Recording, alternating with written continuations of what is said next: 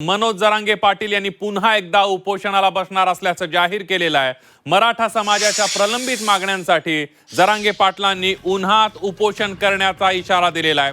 उद्या राधाकृष्ण विखे पाटील आणि प्रसाद लाड जरांगे पाटलांची भेट सुद्धा घेणार आहेत। मात्र आज झालेल्या पत्रकार परिषदेमध्ये जरांगे पाटील यांनी उपोषणाची घोषणा केलेली आहे। बघूयात या संदर्भातला एक स्पेशल रिपोर्ट। मला अंतिम टोकाचं आणि कठोर आमरण उपोषण करायचंय। रखरखत्या उन्हात मी हे उपोषण बाश टाकून करणार आहे। हे आंदोलन मराठा समाजासाठी नसून हे आंदोलन महाराष्ट्राचे सन्माननीय लोकप्रिय मुख्यमंत्री देवेंद्र फडणवीस जी यांना टार्गेट करण्यासाठी आंदोलन आहे। मराठा समाजाने अंतर्वालीत येऊ नये, मी तुमच्या लेकरासाठी झटतोय। लोकशाही, संविधान, आरक्षण असं कवडीचंही ज्ञान नसणाऱ्या एका खोलचट माणसाच्या हातात हे आंदोलन गेलंय। कोणालाही न दुखावता योग्य पद्धतीने जे करता येईल ते देखील आम्ही करायचा प्रयत्न करणार आहोत। मी अंतरवाली सराटीला जाऊन माननीय जरांगे पाटील मनोजदादांची भेट घेणार आहे। मी आता उद्या त्यांना जाऊन भेटणार आहे जरांगे पाटलांना आणि आम्ही आता मागच्या 2-3 दिवसात काय कार्यवाही केली त्याची कल्पना त्यांना देणार आहे। जरांगे पाटलांना आमचं म्हणणं आहे की आम्ही ओबीसीचं मागतो त्यावेळेस तुम्ही काही बोलू नका, तुम्ही मराठ्याचं मागताय त्यावेळेस आम्ही बोलणार नाही। मनोज जरांगे पाटील पुन्हा एकदा उपोषणाचं हत्यार उपसणार आहेत। मराठा समाजाच्या विविध मागण्यांसाठी जरांगे पाटील 30 तारखेपासून उपोषणाला बसणार आहेत। जरांगे पाटलांनी त्यांच्या मागण्यांसाठी आता आरपारच्या लढाईची घोषणा केली आहे। अंतरवाली सराटीत जरांगे पाटलांनी आमरण उपोषणाचा इशारा दिला। सरकारवरही मनोज जरांगेंनी हल्लाबोल केलाय। रखरखत्या उन्हात उपोषणाला बसणार, जीव गेला तर सरकारच जबाबदार राहणार असल्याचा इशारा जरांगेंनी दिलाय। मला अंतिम टोकाचं आणि कठोर आमरण उपोषण करायचंय। रखरखत्या उन्हात मी हे उपोषण बाश टाकून करणार आहे। ना कुठलं पाणी, ना कुठलं जेवण, ना पायात चप्पल घालणार आहे, ना काय करणार आहे। माझ्या शरीरात प्रचंड वेदना आहेत। या जीवाला मी तरसायचं तरी किती दिवस। त्यामुळं जे होईल ते होईल।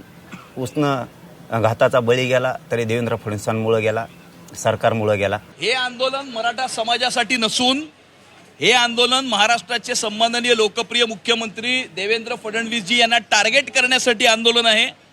आणि त्यामुळे एक कुठलीही व्यक्ती अशा प्रकारे मराठा समाजाचा नेता होऊ शकत नाही। मराठा समाजाचे अनेक नेते आहेत।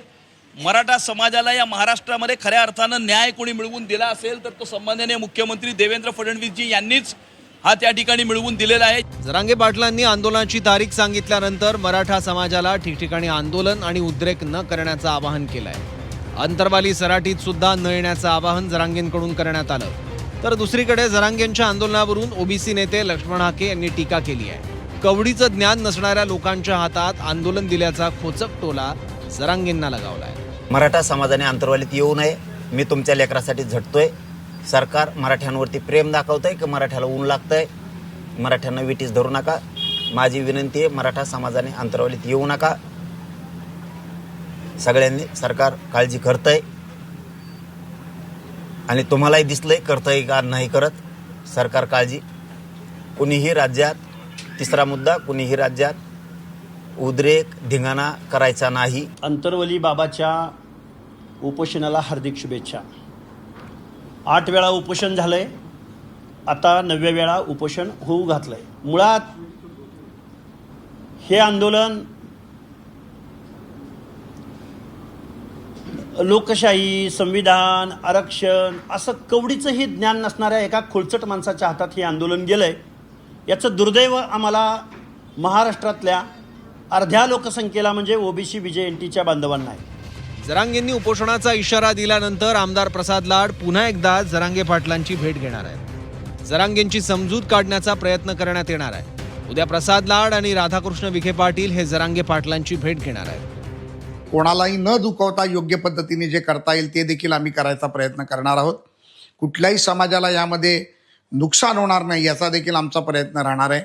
त्यामुळे येणाऱ्या 29 तारखेला माननीय विखे पाटील साहेबांबरोबर मी अंतरवाली सराटीला जाऊन माननीय जरांगे पाटील मनोजदादांची भेट घेणार आहे आणि त्यांच्या शंकाचं निरसन करण्याचा प्रयत्न करून हे आंदोलन ते मागे घेतील अशी अपेक्षा घेऊनच माननीय मंत्री आणि उपसमितीचे अध्यक्ष विखे पाटील साहेब यांच्याबरोबर मी प्रवास करणार आहे। त्यांच्याशी मध्यंतरी बोललो मी या सगळ्या विषयाबद्दल, काय काय कार्यवाही सुरू होते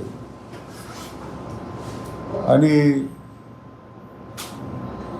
2 दिवसापूर्वी सातत्यानंच मी माननीय मुख्यमंत्र्यांच्या संपर्कात आहे.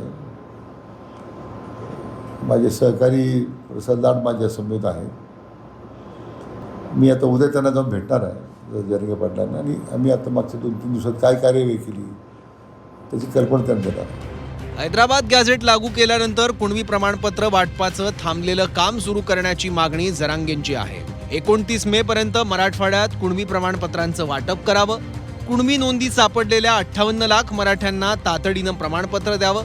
सातारा गॅझेटियरनुसार तातडीनं GR काढावा. 1994च्या धर्तीवर सातारा, कोल्हापूर, पुणे संस्थांचा प्रलंबित GR काढा. राज्यातील मराठ्यांवरील सर्व गुन्हे सरसकट मागे घ्यावेत. सगळ्या योजना पुन्हा सुरू करा.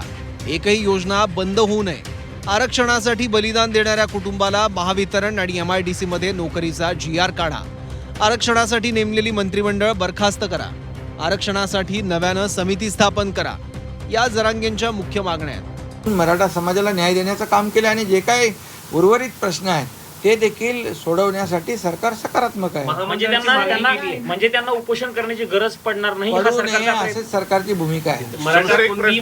मराठा कुणबी महामंडळाची देखील त्यांनी मागणी केलेली आहे. ठीक आहे, त्याच्यावर आता मुख्यमंत्री आणि आम्ही चर्चा करू. अरे उन्हात बसतो, उन्हात बसतो, मरतो, बाजावर बसतो, छातीत धडकी घेऊन बसतो, आता मरतो. अरे कशासाठी मरतो? काय कारण? आरक्षणासाठी नेमलेली मंत्रिमंडळ उपसमिती बरखास्त करा. जरांगे पाटलांनी 30 तारखेपासून उपोषणाची घोषणा केली आहे. तर दुसरीकडे या उपोषणाआधी विखे पाटील आणि प्रसाद लाड हे उद्या जरांगेंची भेट घेणार आहेत. त्यामुळे उद्या होणाऱ्या चर्चेतून मार्ग निघणार की जरांगे आंदोलनावर ठाम राहणार हे पाहणं महत्त्वाचं असेल. नितेश महाजन, झी 24 तास, जालना.